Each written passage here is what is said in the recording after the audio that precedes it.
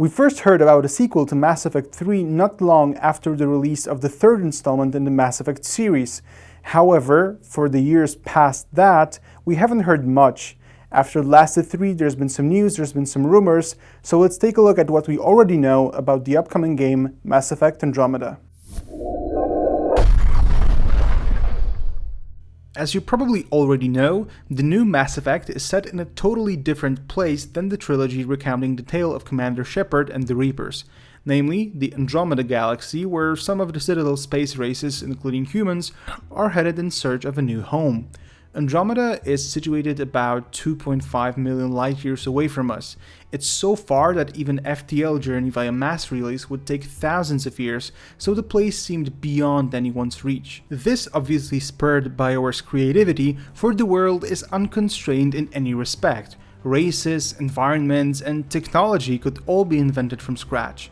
Millions of hardcore fans expect Mass Effect to remain Mass Effect, so the question arises of how the developers are going to be able to maintain the connection between the trilogy and the new game. We already know that the decisions made during the trilogy, and most importantly at the end of Mass Effect 3, will have no impact on the new game, as there is no importing saves games. On the other hand, the studio has assured the fans that there will be many fun tidbits and references for the fans of the series. There is something called the Arc theory that seems like a pretty solid idea. According to this theory, a group of Citadel space citizens managed to escape the Milky Way when it was being ravaged by the Reapers and all hope seemed lost. The journey was made possible by means of an ancient mass relay which even Shepard knew nothing about. This may sound a bit far-fetched, but such a solution would be very elegant and crafty, allowing new players to get acquainted with the universe in a smooth manner, while keeping a link to the original trilogy that would satisfy the veterans. The protagonist will be a human by the name of Ryder, either a man or woman. We don't know the background of this character yet, but we do know that he or she will play an important role in building the relations between the star-drifting Citadel space races and Andromeda natives.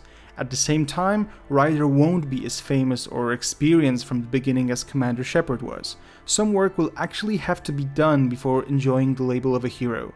The same goes for the rest of the team. Apart from that, there were some rumors about the plot in the new game being more personal and involving the whole Ryder family. At some point we'll find out how close will this team be to the one that we know from Dragon Age 2. Just as in previous games, the base of our operations will be the ship on board which we will travel through the galaxy, or at least a portion of it. On the latest trailer from E3 we could see the new vessel, and it seemingly looked like the Normandy's twin sister. However, the new spacecraft, called the Tempest, is much smaller than the Normandy, so small in fact that it will be able to land on a planet's surface. Still, it has to be big enough to carry the infamous Mako, which will be the basic tool for exploring new worlds. And the matter of exploration seems to be the most controversial so far. The developers seem to emphasize this element every time they take the floor, so it'll surely be a very important part of the game.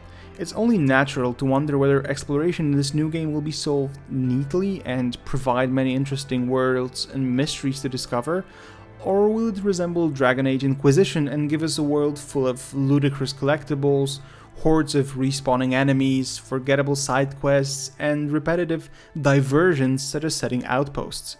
I surely hope not, but such a case is very probable. Let's keep in mind that BioWare received great ratings and many prestigious awards for the latest Dragon Age installment. Hence, Andromeda will probably offer the same sort of semi-open world, featuring vast and diverse locations on different planets, where a great many activities fight for the player's attention. Maybe we'll also get crafting materials to collect. Crafting has become a fairly important element of RPGs lately, and some people have already suggested that the new Mass Effect will be pretty advanced in terms of customization of armors. On the other hand, creation of a game such as Mass Effect, a sci-fi shooter RPG, is governed by different rules than the creation of a classic fantasy RPG such as Dragon Age. Mako, equipped with a booster, will make a comeback in Andromeda, so the areas will have to be much bigger, which in turn should render the density of different collectibles and points of interest much smaller. What's more, an exchange of fire in a vehicle requires the areas to be open. There also has to be enough cover for the infantry, which compels me to assume that enemies will not be numerous. I sincerely hope that BioWare will not ignore the growing discontent with the collectibles and side quests in Inquisition and will be able to draw the right conclusions.